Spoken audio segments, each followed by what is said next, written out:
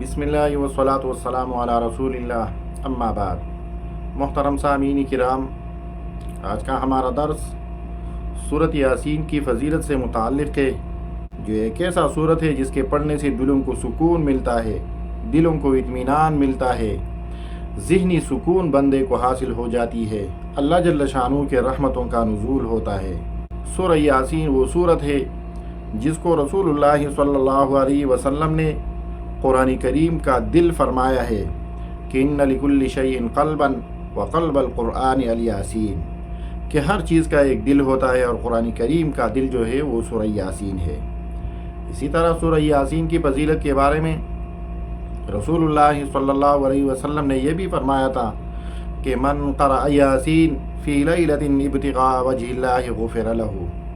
کہ جس نے رات کے وقت سورہ یاسین اللہ جل شانہ کی رضا کے لیے پڑھ لیا تو اس کے گناہ معاف کیے جائیں گے۔ اسی طرح رسول اللہ صلی اللہ علیہ وسلم نے صبح نماز فجر کے بعد یا نماز فجر سے پہلے سورہ یاسین کے پڑھنے کی ترغیب فرمائی ہے کہ اگر آپ چاہتے ہیں کہ آپ کے تمام دن آپ خیریت سے گزر لیں، آپ کے شرعی حاجات پورے ہو، تو آپ صبح کے وقت سورہ یاسین کی تلاوت کیا کریں۔ لہذا ہمیں خود سوچنا چاہیے کہ ہم کتنے گناہوں میں ڈوبے ہوئے ہیں، ہمیں کتنی شرعی حاجات کی ضرورت ہے۔ تو اگر ہماری گناہ زیادہ ہے تو یاد رکھیے ہمیں سورہ یاسین کی طرف توجہ کرنی ہوگی۔ اگر ہم چاہتے ہیں کہ ہماری شرعی حاجات پورے ہو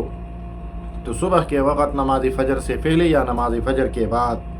ہمیں سورہ یاسین کی تلاوت کرنی ہوگی۔ اگر آپ بیمار ہیں، آپ کو کسی قسم کی پریشانی ہے،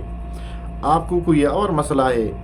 تو یاد رکھیے سورہ یاسین صرف ایک سورت نہیں ہے،